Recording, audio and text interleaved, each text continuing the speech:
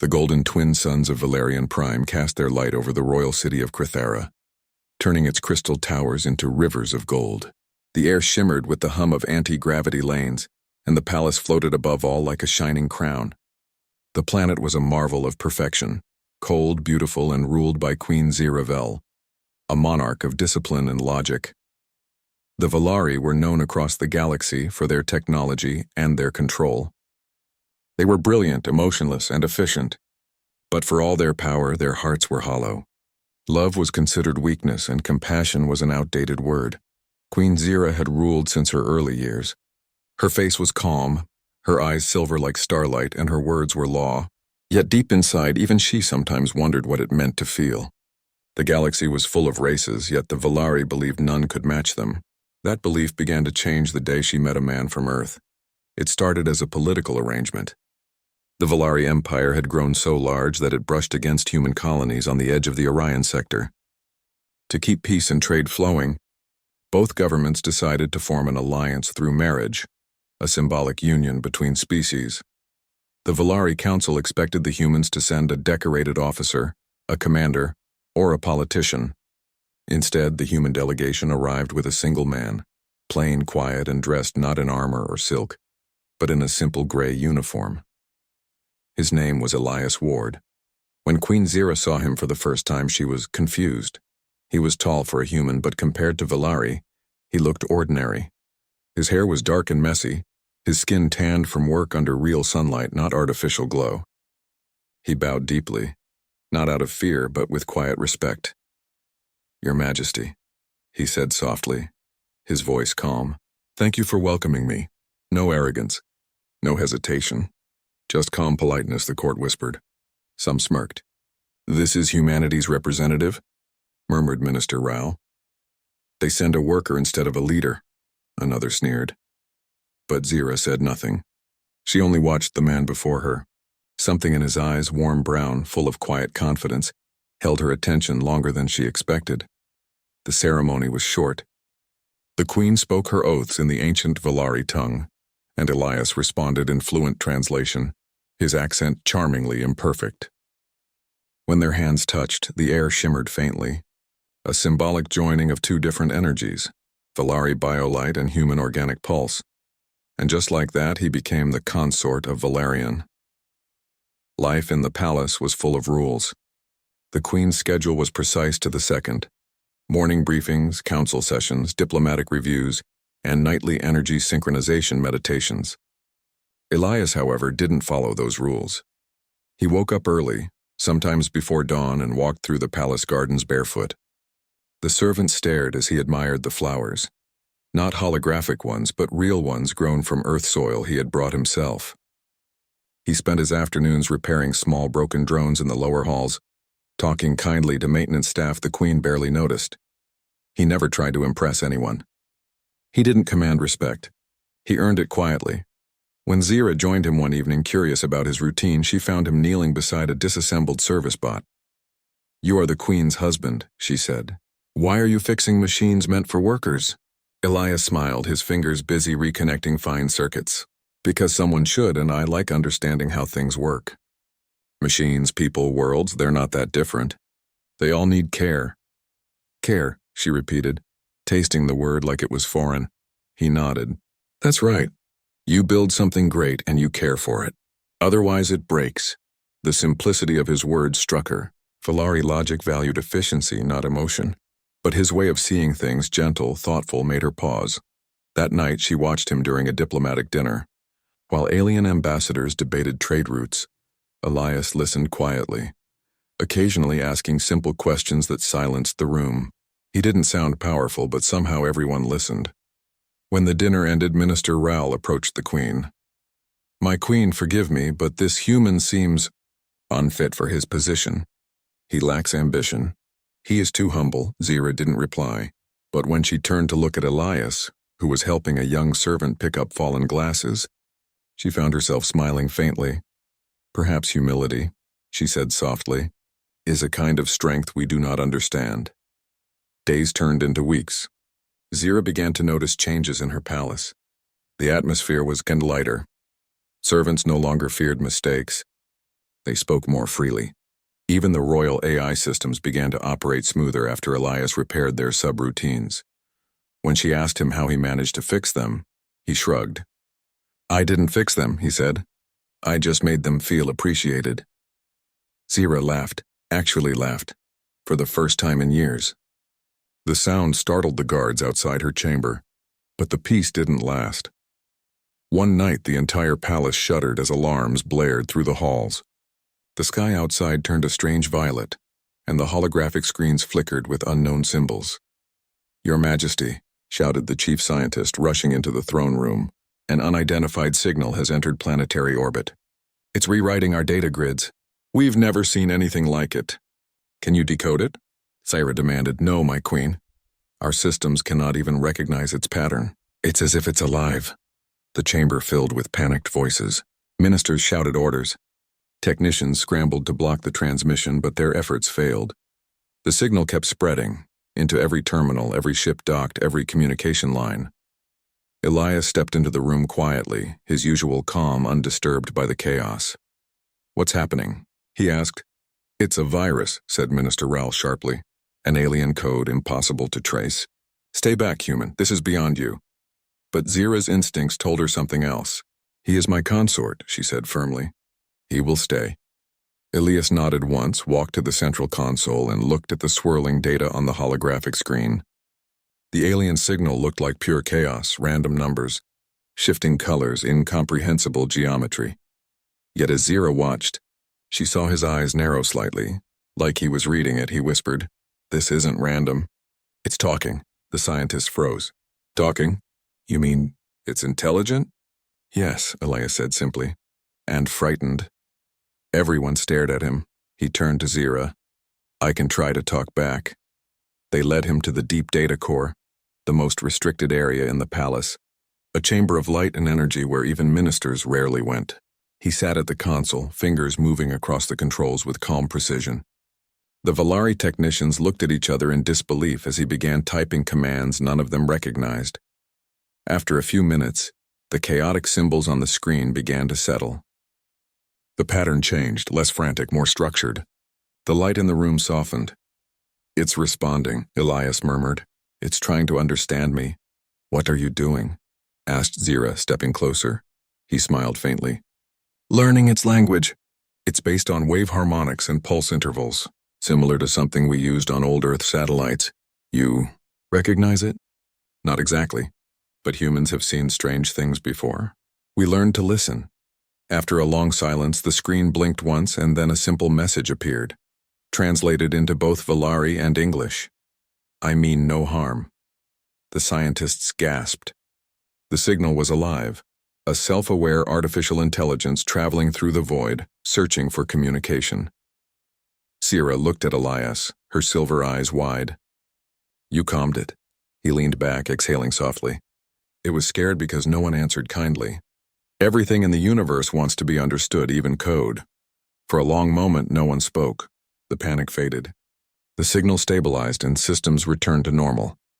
When the Queen finally found her voice, it was soft. "You did what my entire council could not." Elias smiled gently. "Sometimes, Majesty, problems don't need force. They need empathy." She stared at him, words caught in her throat. No one had ever spoken to her like that, not with defiance, but with quiet wisdom. The court would soon call it the Night of the Silent Signal, a mysterious event that could have destroyed Valerian's network, but instead left it stronger, thanks to the calm actions of one human. That night, as Zira stood on her balcony, she looked down at Elias walking through the gardens. The soft glow of starlight reflecting on him, he looked small compared to her towering empire, humble, ordinary. Yet something inside her whispered that he was not ordinary at all. She didn't yet know who Elias Ward truly was, or what power slept behind those calm eyes. But for the first time in her life, the mighty Queen of Valerian felt something her people had long forgotten. The next morning, the city of Crithera was quiet. For the first time in decades, the great capital felt uncertain. News of the strange alien signal had spread through the entire empire.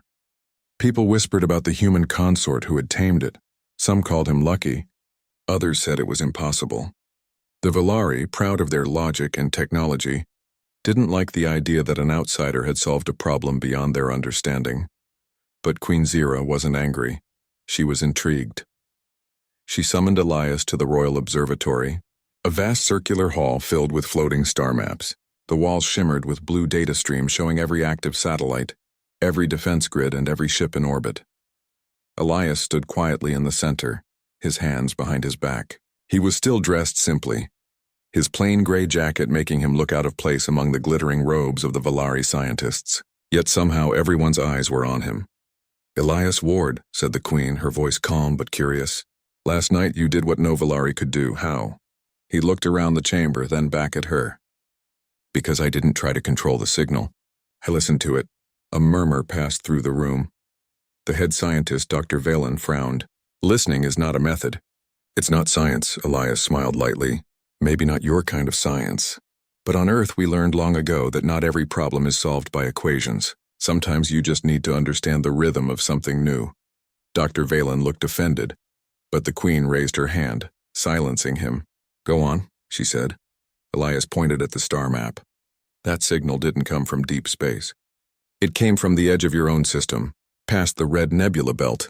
The scientists looked at each other in shock. "That's impossible," Valen said. "We've scanned that region for centuries." "Nothing lives there," Elias shrugged. "Something does now." The code I translated wasn't just communication, it was a warning. The Queen's silver eyes narrowed slightly. "A warning of what?" He tapped the screen. The star map zoomed in, showing a massive swirl of dark energy moving slowly toward the Valari system. "Of this," Elias said softly. "An energy storm. It's not natural. It's a wave of subspace distortion, powerful enough to destroy every digital system in your empire." The room fell silent. The hum of machines seemed to fade into the background. Dr. Valen stammered. How do you know that?" Elias glanced at the Queen. "Because something like it happened to Earth once, long ago." Zira dismissed the council and stayed behind with Elias. The hall was quiet now, only the stars shining above them. "You've seen this before?" she asked. Elias nodded slowly. "Yes. Back when humanity still relied on satellites that weren't shielded from subspace interference. A storm wiped out half our network. We learned the hard way that the universe doesn't play by our rules." She looked at him thoughtfully. "Your kind survived that?" "Barely," he said with a faint smile. "We fixed it by working together, not by showing power. That's something the Valari might need to learn soon." Zira didn't reply. She had spent her life believing her people were perfect. Now for the first time she wasn't so sure. Over the next few days the storm drew closer. It appeared as a glowing violet wave on the far horizon of space, beautiful and terrifying. All attempts to block it failed. Every Valari computer predicted disaster within 6 days. The Queen's Council grew desperate. Ministers argued, scientists panicked, and technicians overloaded the energy grids trying to create barriers that did nothing. But through it all, Elias stayed calm. He worked alone in the palace's engineering chamber, surrounded by glowing tools and floating screens. When Zira came to see him, she found him deep in concentration, drawing strange symbols on a digital tablet. He didn't notice her at first. "What are you doing?" she asked finally. He looked up, smiling faintly. "Trying to build something that can stabilize your reactors. The storm attacks your systems because they're too perfect, too structured. It needs balance." She frowned slightly. "Balance?" "Yeah," he said simply. "Every force in the universe has rhythm. You can't fight rhythm, you dance with it." She stared at him. "You speak like a poet, not an engineer." Elias laughed softly. Humans had to be both sometimes. He turned back to his work. She watched silently for a while. His hands moved quickly, but there was grace in his movements, like he could see patterns invisible to others. The machines around him responded as if alive, lights pulsing in harmony with his actions. For the first time, Queen Zira saw something more than just a humble man. She saw a mind unlike any she'd ever known. By the third day, the storm was visible even from the palace windows, a dark, shimmering wave spreading across the stars. Lightning-like flashes crossed the sky. The Valari Empire trembled. Cities shut down, data towers flickered, and ships lost communication. Panic spread through the population. Queen Zira called an emergency meeting. "What can we do?" she demanded. Dr. Valen bowed his head. Nothing, Majesty. Our systems are failing. Even the planetary shield generators are collapsing. Silence filled the room. Then a calm voice spoke from the back. Maybe it's time you tried something new. All eyes turned to Elias. He walked forward carrying a small device the size of his hand, a metallic sphere with glowing blue veins. This might help, Dr. Valen scoffed. What is that human toy? Elias ignored the insult. I call it a quantum stabilizer. It creates a resonance field that keeps the energy flow natural instead of forced. It doesn't block the storm. It teaches your systems to move with it. The Queen looked intrigued. You built that in 3 days? He smiled. 3 days and a lot of coffee? The council didn't understand the joke, but Zira smiled faintly. Elias placed the stabilizer on the central energy console. If I'm right, this will synchronize your reactors and keep them from overloading when the storm hits. And if you are wrong? Zira asked softly. He looked up at her. Then we'll find another way. Humans always do.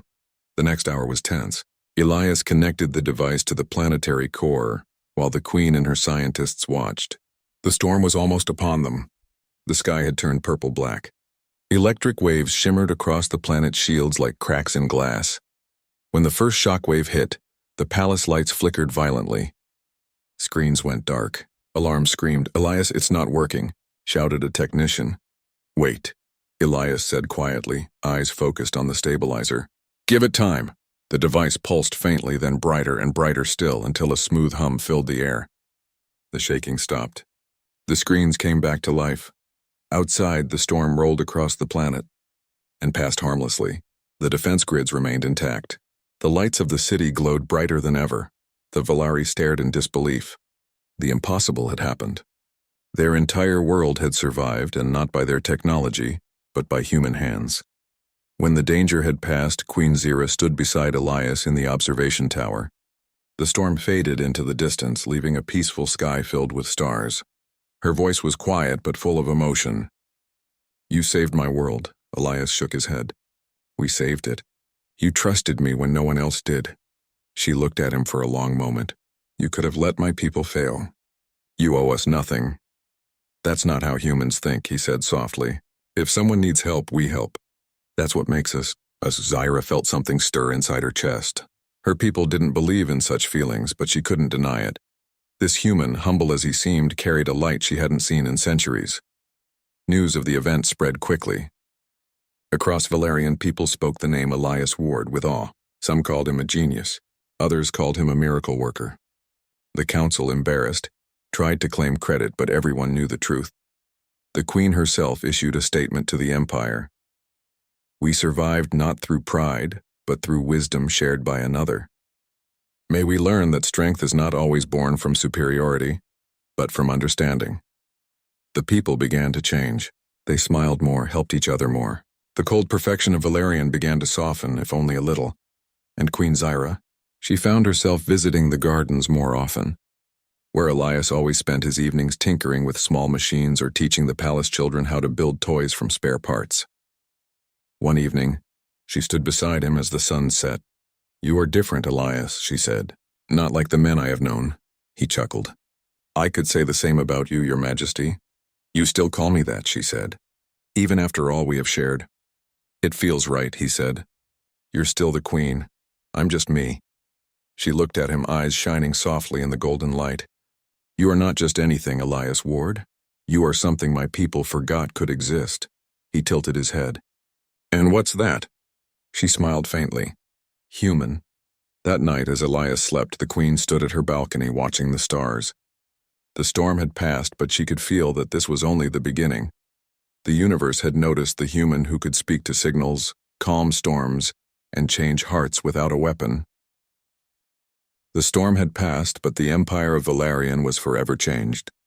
For the first time in centuries, the Valari people spoke not of conquest or perfection, but of a human who had saved them with nothing but his mind and his kindness. Queen Zira noticed the difference everywhere she went. Her people smiled more. They worked together. Even the palace felt warmer. The once silent halls were now filled with quiet laughter and the sound of life returning. And at the center of it all was Elias Ward. Every morning, he could be found in the palace gardens, repairing drones, teaching mechanics to children, or adjusting the palace systems to run more smoothly. He never demanded recognition. He never boasted. He just worked, calm, steady, and endlessly curious. The Queen often watched him from the balcony. She found herself studying the way he moved, the gentle focus in his eyes. He reminded her of something her people had long forgotten, the joy of creation. One day, Queen Zira summoned him to her private chamber. The room was bright, filled with soft blue light and floating crystals that held ancient data. "Elias," she said, her voice calm but serious, "I have been receiving reports. Since the storm, our systems have improved beyond understanding. Efficiency has increased by 30%, and even our oldest machines are performing better than ever." "What have you done?" Elias scratched his neck and smiled. "Just some small changes." "Small?" She raised an eyebrow. "You rewrote the foundations of our energy systems." He chuckled. "Your systems were too rigid. I just taught them to adapt, to flow." "To flow," she repeated. "Like you did with the storm." He nodded. "Exactly. Your technology is amazing, but it tries too hard to control everything. Sometimes control isn't strength. Flexibility is." She looked at him quietly. "You speak like a philosopher." "Maybe," he said softly. "But every human engineer learns philosophy eventually. The universe teaches it whether we want it or not." Zira studied him in silence. He was so simple, and yet his words carried more meaning than entire councils. For the first time in her long life, the Queen realized something strange. She enjoyed his company. Not because of his skill, but because when he spoke, the world seemed to make sense. A few days later, something unusual happened. A group of royal engineers came running to the throne room, shouting in panic, "Your Majesty, there is an anomaly in the planetary core." Zira immediately stood. "Explain." "The storm caused instability in the reactor heart. We tried to stabilize it, but now it's reacting unpredictably. We might lose planetary power." Before she could respond, Elias entered the hall, calm as always. "Show me the readings." The engineers hesitated, glancing at their queen. She nodded. "Do as he says." They projected the data in midair. The readings were chaotic. Energy spikes everywhere, frequencies clashing, magnetic fields twisting. Elias studied them quietly. He murmured. "Your reactor is alive," the engineers gasped. "Alive? That's impossible." He smiled faintly. "Not alive like us, but responsive. It's reacting to fear, the fear you coded into it." "What fear?" the Queen asked. "When the storm hit, your systems tried to fight it. That panic is still trapped inside your energy matrix. It's like a memory that keeps looping." The engineers looked completely lost. The Queen frowned. "Can you fix it?" Elias nodded. "Maybe, but I'll need access to the main core chamber." The reactor chamber was the heart of Valerian. No outsider had ever entered it. It was sacred, a place of light and power. Even the Queen herself rarely visited. As they descended into the glowing tunnels, the walls shimmered with energy waves. The deeper they went, the louder the hum became. Finally, they reached the core, a massive sphere of light suspended in a magnetic field pulsing like a beating heart. The engineers stepped back in awe. Elias, however, stepped forward calmly, his eyes shining with quiet fascination. "This," he whispered, "is beautiful." Zira watched him carefully. "It is dangerous," he smiled slightly. "So is everything alive." He placed his hand gently on the control console. Lines of code appeared in midair, symbols shifting in a dance of color and motion. The Valari engineers had spent decades mastering these systems, but Elias moved through them as if he had built them himself. "What are you doing?" Zira asked. "Listening," he said softly. "It's telling me where it hurts." The Queen frowned, unsure if he was joking. Yet as he worked, the lights of the reactor changed color, from a harsh blue to a softer golden hue. The violent pulses became smoother, rhythmic like a song finding its melody. Then suddenly the entire chamber filled with a deep harmonic tone. It wasn't loud, it was warm, vibrating gently through the air. The engineers gasped. The Queen felt her chest tighten with awe. Elias stepped back, wiping a bead of sweat from his forehead. "There," he said. "Now it's stable." The lead engineer stared at the readings. "Impossible. All fluctuations have stopped. The energy output is now self-balancing." It's perfect," Elias just smiled. "Nothing's perfect. It's just happy now." The Queen stared at him. You speak as if it were alive. He turned to her. Maybe everything is if we learn to listen. For a moment neither of them spoke. The light from the reactor glowed softly around them, wrapping them in warmth. And in that quiet, Queen Zira felt something she hadn't felt in centuries. Peace. That evening she invited Elias to dine privately with her for the first time. The palace cooks prepared simple food, but Elias asked for something even simpler. A bowl of vegetable stew, Earth-style. The queen tasted it out of curiosity and found it comforting. I never imagined food could have such warmth, she said. Elias laughed lightly. It's not just the food, it's the company. She looked at him with mild surprise. No one had ever spoken to her so casually. Yet she didn't feel insulted. Instead, she felt strangely at ease. After a while, she asked, Elias, may I ask you something personal? Of course. When you came here, you didn't know our customs. You didn't know our ways. Why did you accept this marriage? He was silent for a moment, stirring his soup. Then he said, because your message reached Earth. You were looking for peace, not power. That meant something to me. And maybe I wanted to see what peace could look like. Zira nodded slowly. And now that you've seen it? He smiled gently. Now I think peace is more than silence. It's understanding. You can't have one without the other. His words lingered in her mind long after dinner ended, but not everyone in the palace shared her admiration for him. Whispers began to spread in the council halls. Ministers accused Elias of manipulating the queen, of changing the empire's systems for his own gain. Some even claimed he was a spy. When the queen heard the rumors, she summoned her council. Enough, she said coldly. This human has saved us more than once. You will not question his loyalty. Minister Ral bowed stiffly. With respect, Majesty, we do not trust what we cannot understand. He has access to our deepest technology. If he wished, he could control our entire world. The queen's gaze turned sharp. Do you fear him because he is dangerous or because he is different? No one answered. The silence was enough. Later that night, Zira found Elias again in the gardens adjusting a small drone to pollinate flowers. She said softly, The council fears you. He didn't look up. I know, you are not worried? He smiled faintly. Fear is just another kind of data, Majesty. You can read it or you can ignore it. You make everything sound so simple, she said. It is simple, he replied. It's just not easy. She stood beside him for a moment, watching the glowing flowers open as the drone moved among them. The night was quiet except for the soft hum of machinery and the distant song of the wind. Elias? She said suddenly. Who are you really? He looked at her for a long moment. His expression was gentle but unreadable. Just someone who learned how small he really is, he said softly. And how big everything else can be. Then he turned back to the flowers as if that answer was enough. But for the queen, it wasn't. She wanted to know more. Not because of curiosity alone, but because she had begun to care. Days passed. The empire flourished under his unseen touch. Systems worked better. People grew kinder. The queen herself laughed more often. But one morning she awoke to find Elias gone from the palace.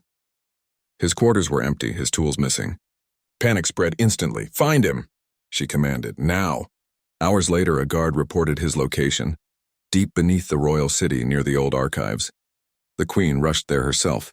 She found him standing before a massive sealed door covered in ancient markings. A faint blue light glowed around it. What are you doing here? She asked. Elias turned to her calmly. I think this door hides something your people forgot long ago. She frowned. Forgot? He nodded. This isn't a storage vault. It's a memory chamber. Your ancestors built it before your empire became cold. He placed his hand on the door. The markings flared to life, reacting to his touch. Slowly, the door opened with a deep hum. Inside, they found a vast room filled with old holographic crystals, millions of them floating like stars. Zira stared in awe. Elias looked around quietly. These are stories, he said. Your people once cared about stories, music, art, feelings. You weren't always this logical. The queen touched one of the glowing crystals. It showed an image of a Valari child laughing in a meadow centuries ago. Her eyes softened, she whispered, We forgot. Elias smiled. Then maybe it's time to remember. That night when she stood beside him on the balcony, she no longer saw him as a foreigner or a consort. She saw him as something The palace was quiet, too quiet for Queen Zira's liking. The golden towers shimmered in the twin suns, but inside, tension filled the halls. The council had begun murmuring behind closed doors, whispering about Elias Ward, the human consort. For weeks, the Empire had prospered. Systems were running efficiently, cities were brighter, and even minor disputes among the Valari had been resolved with Elias's subtle guidance. But not everyone welcomed change. Minister Rahl was furious. "Your Majesty," he said during a council meeting, "this human has far too much influence. He moves our core systems as he pleases. He touches our most sacred knowledge. He changes our empire without permission. How can we trust him?" Zyra's silver eyes met his. "You are afraid because you cannot control him. Elias has done nothing but protect Valerian." Rahl's face reddened. "Protection is fine, Majesty, but he is different. Humans think differently. He could manipulate us all without effort. And yet," Zyra said firmly, "he has chosen not to. That is far greater than manipulation." The council grumbled, but she raised her hand and silence fell. Still, the whispers continued beyond the council chambers. Servants talked quietly in hallways. Engineers discussed it over their work, and even the guards began to question the human who had saved their planet. Some called him a genius. Others called him dangerous. Zira felt the tension in the air, and she knew it would not stop unless she acted. The next day, the council summoned Elias under the guise of an ordinary meeting. They intended to assess his influence and, if possible, force him to leave. Elias entered the chamber calmly, as he always did. The Valari ministers looked at him with suspicion, their eyes cold. "Elias Ward," Minister Rahl began, "you have been given access to our deepest technologies, our most powerful systems and our most sensitive information. You are not Valari. You do not understand our ways. Why should we allow this to continue?" Elias smiled faintly. "I understand enough to know your empire is remarkable, but I also know that no system, no matter how powerful, can thrive without care, attention, and humility." Rahl's fists clenched. "Humility does not belong in leadership." "Perhaps not," Elias replied softly. "But wisdom does." The council murmured at his calm, unwavering voice. The human didn't fight. He didn't argue. He simply spoke truth, and the weight of truth made the room uncomfortable. Weeks passed and tension mounted. The council devised a plan. If Elias failed to meet their demands, they would imprison him, claiming he was a threat to the Empire. When Queen Zira learned of this, she was furious. She summoned the council immediately. "You will not touch him," she said sharply. "He has saved Valerian more times than any of you, and yet you question him because he is different." "That is not leadership, that is fear." Minister Rahl leaned forward. "Your Majesty, with all respect, this human does not belong in our council. His knowledge is beyond our understanding. We cannot allow him free access." Zyra's silver eyes blazed. "And yet he is loyal. He has chosen to serve Valerian, not control it. That is loyalty you cannot measure by fear." The council fell silent. Their words felt empty in the face of undeniable truth. But the council would not give up easily. The following morning, a secret squad was sent to the palace archives where Elias worked, intending to confiscate his devices and restrict his access. He did not resist in the way they expected. Instead, he simply walked to the main communications hub and touched a console. In a calm, firm voice, he spoke to the system, and the doors to the archives closed automatically. "Access is not taken by force," he said softly. "It is earned, and I have earned it." The security squad froze. The technology obeyed him as if it recognized his hands, his touch, his intent. They tried to override the system, but every command they sent was gently redirected, the system adapting without damage, without conflict. Queen Zira arrived moments later. She stood beside Elias, her presence commanding. "You see?" she said to the squad. "He is not here to harm us. He is here to protect us." Reluctantly, the squad withdrew. For the first time, they understood that Elias's power was not in technology alone. It was in how he connected with it. That evening, the Queen confronted Elias privately. "You didn't fight them," she said. "You didn't resist." "No need," he replied calmly. "Fighting only creates resistance. Understanding creates harmony. Your council will see it eventually, or not. Either way, Valerian is safe." Zyra studied him. "I never imagined that humility could feel so powerful." He looked at her and smiled faintly. Humility is not weakness, Majesty. It is strength disguised as gentleness. She shook her head in awe. I have ruled for decades, and yet you teach me lessons every day. Because you are willing to listen, he said simply. Not every leader is. The next morning, word spread across Valerian that a minor malfunction had occurred in one of the city's central energy grids. The council immediately assumed sabotage, an excuse to move against Elias. But when Zira brought him to the site, Elias simply examined the system, running his hands over panels and adjusting small circuits. Within minutes, the energy flow stabilized. The council members present were speechless. The Queen turned to them. Do you see? He does not manipulate for power. He heals, he fixes, he understands. Ral stammered, unable to reply. The truth was undeniable, yet his pride still burned. The people watching from below, citizens, engineers, and guards, began to whisper. The human is not dangerous. He protects us. He saves us. For the first time in history, the whispers of the people outweighed the fear of the council. Later that day, Zyra walked with Elias in the palace gardens. The twin suns were setting, casting long golden shadows. She studied him, noticing the faint dirt on his sleeves, the gentle smile on his face as he observed the flowers. You change everything, Elias, she said softly. He looked at her. I just try to see what everyone else overlooks. Sometimes the world is afraid of difference. Sometimes it is afraid of care. She shook her head. No, you are more than that. You remind us of what we have forgotten. He glanced at the glowing flowers around them. Your people once built great things, not just machines. They sang, they danced, they loved. You can remember that again? She looked down at him, silver eyes bright. Do you think I can? After all this time? He nodded. I know you can. You have already begun. As night fell, the Queen reflected on the events.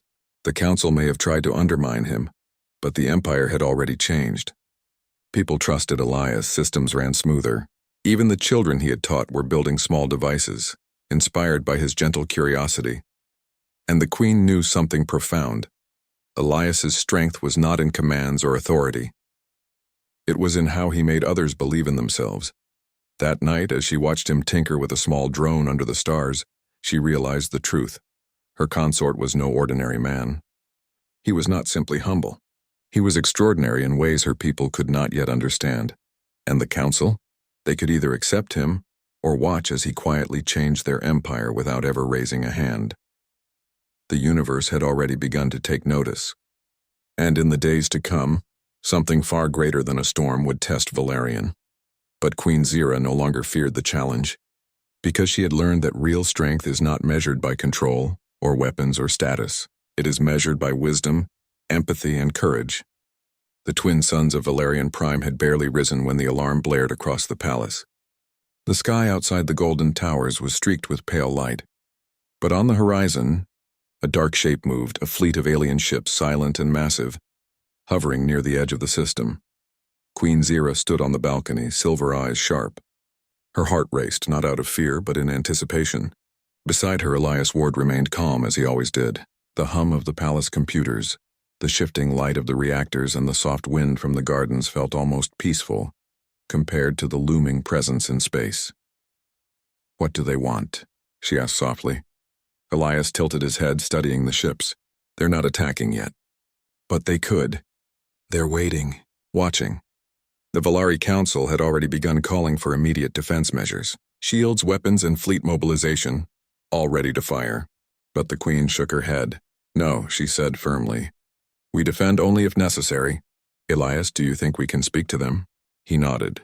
If we communicate properly, yes. They respond to patterns, signals, and empathy. The council murmured in disbelief. Zira ignored them. For weeks, Elias had proven that the impossible was often just unseen understanding. The Queen led Elias to the central communication chamber, a massive hall filled with holographic projectors. The walls shimmered with glowing data crystals. Outside, the alien fleet loomed, enormous and silent like dark mountains in space. Elias stepped forward, calm as ever. He tapped a crystal panel, sending a gentle pulse toward the fleet.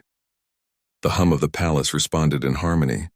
Humans communicate differently, he said. We don't just send commands. We share ideas, feelings, and tensions. Zyra watched in awe as he began to build a series of harmonic pulses. Each pulse contained subtle patterns, frequency, color, and rhythm, designed to convey trust and openness. It was not just a message. It was an invitation to understand. For the first time, the Valari Council fell silent. Even the ministers who had despised him watched, unable to turn away. Minutes passed, and then a response came. The alien ships shimmered, lights pulsing along their hulls.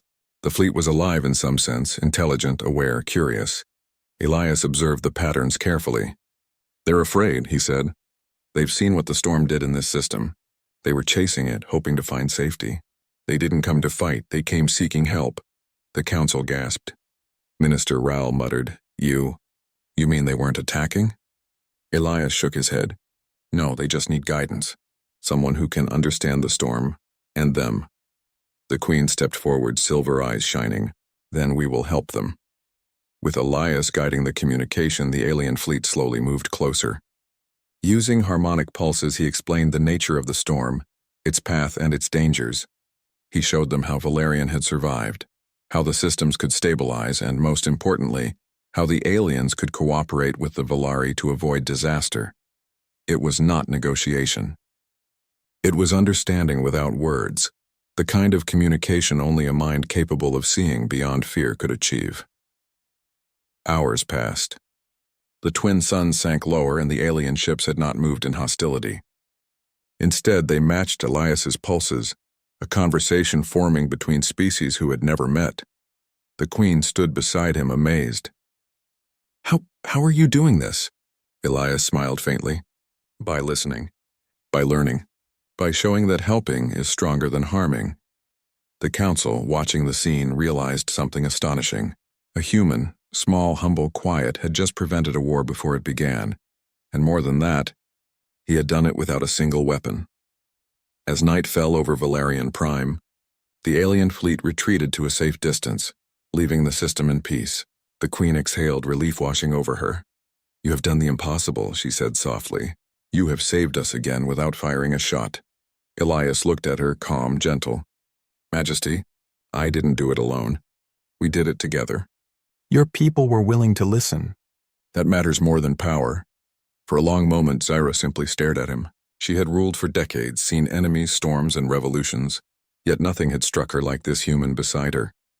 "Elias," she said finally, "your strength is not in machines or technology or commands. It is in your heart." He looked down quietly. "It is human nature. We survive, we adapt, we care, sometimes quietly, sometimes in ways others never see." The next morning, Valerian celebrated a new day. The people spoke his name with reverence. Children imitated his work, building simple machines in the gardens. Engineers marveled at his methods. Even the council could not deny his wisdom, though their pride still flickered in the shadows. Queen Zira walked beside Elias through the streets of the capital. Citizens bowed not out of fear but respect. The Queen realized that the empire had changed, not because of fear, not because of weapons, but because of example. Elias had shown that strength and humility could coexist, that intelligence and compassion could coexist, that humans, though small in stature and unassuming in appearance, could lead without domination. As they reached the palace gardens, a faint hum drew their attention. Elias had been tinkering with a new device, a small orb that pulsed like a heartbeat. "What is it?" Zira asked. He smiled. "A small gift. It records everything we've learned and shares it as patterns. Think of it as a story of understanding, courage, and cooperation." She watched him place the orb in the garden where it began to glow softly, transmitting pulses of knowledge to anyone who approached. "You turned learning into beauty," she said. Elias looked at her and shrugged. "We humans do that when we can." That night, the Queen stood on her balcony, the twin moons reflecting in her silver eyes. She thought of the Empire, of the people, and of the galaxy beyond. She realized that they had faced storms, both literal and metaphorical. Yet through it all, one man had changed the course of history, not by ruling, but by inspiring. Elias joined her quietly, standing beside her, gazing at the stars. "You have changed, Valerian," she said softly. "No," he replied. "We have changed it, together, humans, Valari." "Everyone willing to listen and help?" She smiled. "Do you think the galaxy will understand?" He looked up at the distant stars. "Some will. Some will take longer, but the seeds are planted, and seeds grow when nurtured. She nodded, understanding him completely. And you? Will you stay? Elias turned to her, eyes calm and bright. I am home here. Not because of rules or crowns or duty, but because I am needed, and because I want to be here with you, with your people. Her heart warmed at his words. For the first time, the Queen felt fully at peace, knowing that the Empire's future and perhaps even the galaxy's was in human hands, guided by wisdom, kindness, and courage. Weeks later, Valerian had become a model of cooperation and learning. Humans and Valari worked side by side. Alien visitors approached not with weapons but with curiosity. Systems thrived, gardens bloomed, and the hearts of the people softened. Queen Zira, standing with Elias before the palace balcony, finally spoke the words she had kept inside her for weeks. I married a man who called himself humble, she said. I see now he carries the strength of an entire species within him. Elias smiled gently. That's humanity. Small, unassuming, until needed. We survive. We endure, we learn, and we teach. The Queen looked at him, silver eyes shining. You are more than extraordinary. You are proof. And proof, he said softly, that even the smallest light can shine across the galaxy.